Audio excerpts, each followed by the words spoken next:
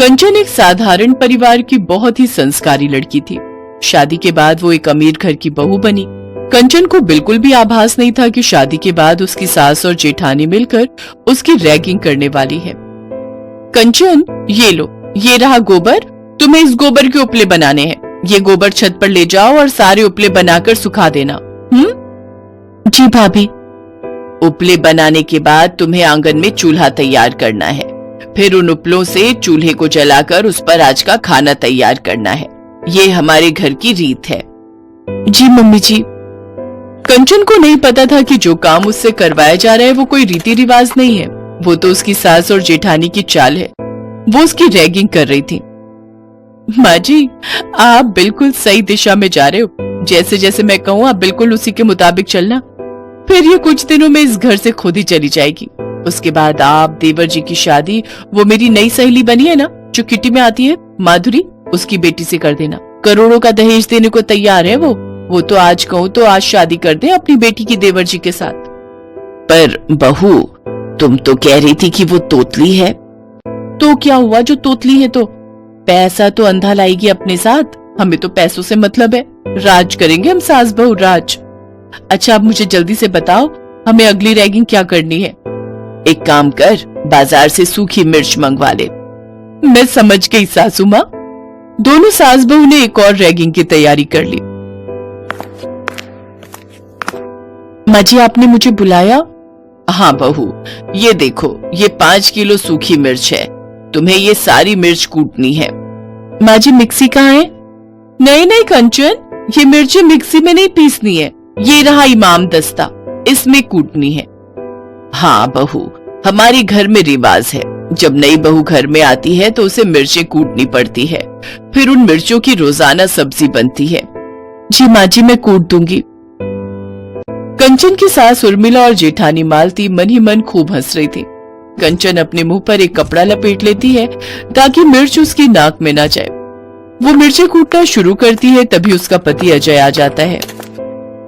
माँ, कंचन मिर्चें कूट रही है, उसकी तो बुरी हालत हो जाएगी। आप उससे ये सब क्यों करवा रही हो? भाभी ने तो ये सब नहीं किया था। देख अजय, पहले ही तू अपनी बहुत मनमानी कर चुका है। तूने कंचन से लव मैरिज कर ली, मैंने उसके लिए मना नहीं किया, पर अब तू घर के रीति रिवाजों के बीच में मत आ। हमारे घर के जो रिवाज हैं वो हर बहू को निभाने पड़ते हैं।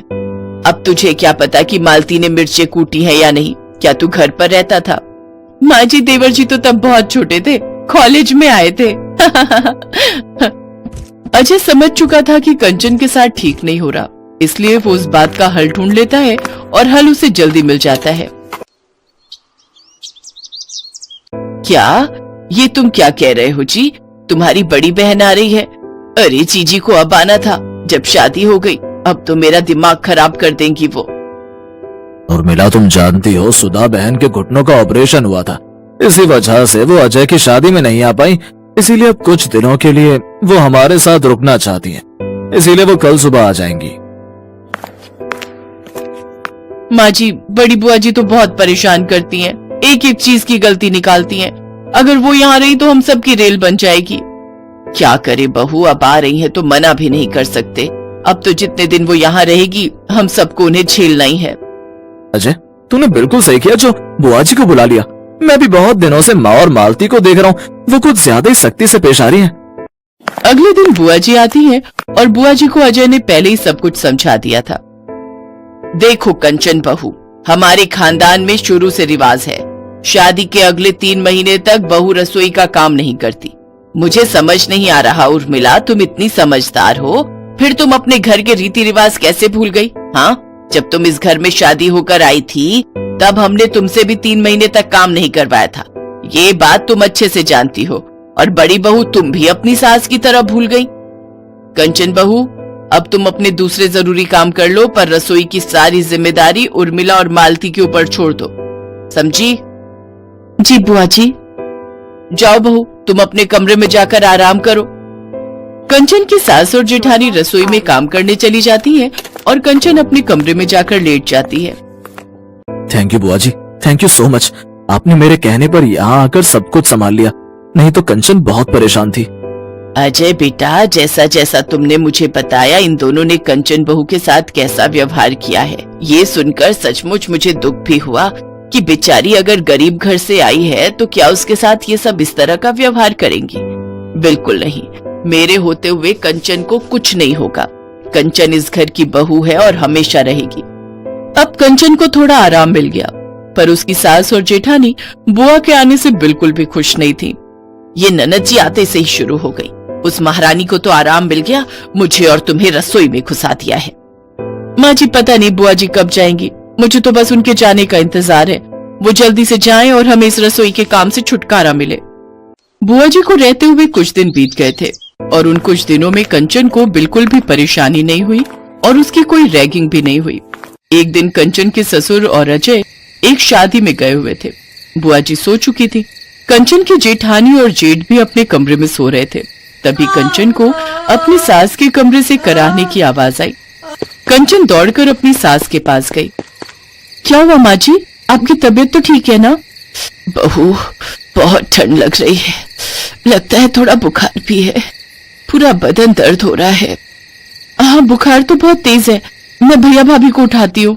कंचन अपनी जेठ जेठानी का दरवाजा खटखटाती है, तब तक बुआ जी भी जाग चुकी थी। माँ को बुखार है मालती, तुम उठ पाओगी या तुम्हें दर्द ज्यादा है? क्या हुआ भाभी को? वही जो हमेशा हो जाता है, कमर में झटका आ जाता है तो ये उठ भी नहीं पाती। कई सालों से इनको ये दिक्कत है, अब अपने आप ही कुछ दिन में ठीक होंगी।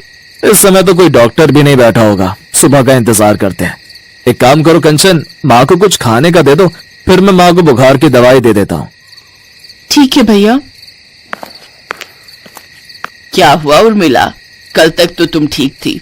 चलो कोई नहीं, ये दवाई लेकर उतर जाएगा बुखार, कई बार मौसम का हो जाता है। उर्मिला को बुखार की दवाई देने से उसका बुखार उतर जाता है। अगले दिन जय उर्मिला को डॉक्टर से दवाई दिलवा लाता है। कंचन पूरे घर का काम भी करती रही और अपनी सास और जेठानी की देखभाल भी। अगले दिन अजय और उसके पिता शादी से लौट आते हैं।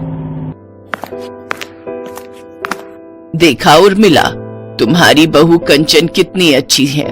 पिछले 2 दिन से उसने ना ही तुम्हें बिस्तर से उठने दिया और ना ही मालती को। बेचारी खुद से ही सारे कामों में लगी हुई है। मुझे अजय ने सब कुछ बता दिया था। तुमने इस बेचारी के साथ जो भी किया वो बहुत गलत था। उर्मिला, अब भी समय है, अपनी बहू को स्वीकार कर लो। तुम्हें कंचन जैसी बहू जीवन में नहीं मिलेगी। बहुत भाग्य से मिलती हैं ऐसी बहुएं। आप ठीक कह रहे हो ननद जी, मैं सचमुच अपने व्यवहार पर बहुत शर्मिंदा हूँ। मैं मालती को भी समझाऊंगी। तभी मालती भी आ जाती है। अब उसकी कमर का दर्द भी काफी हद तक ठीक था। माँ जी, बुआ जी ठीक कह रही हैं, गलती मेरी ही है। मैंने ही आपको ये सब करने के लिए उकसाया, पर मैं भी अब अपने बर्ताव पर बहुत शर्मिंदा हूँ। बुआ जी, हम वादा करते हैं, हम कंचन के साथ कभी ऐसा व्यवहार नहीं करेंगे। उर्मिला और मालती की बातें सुनकर बुआ जी बहुत खुश होती हैं। अगले कुछ दिनों तक सबके साथ रहकर वो अपने घर लौट जाती हैं। पर जाते जाते उन्हें तसल्ली थी कि वो जिस काम के लिए आई थी वो उन्होंने पूरा कर दिया।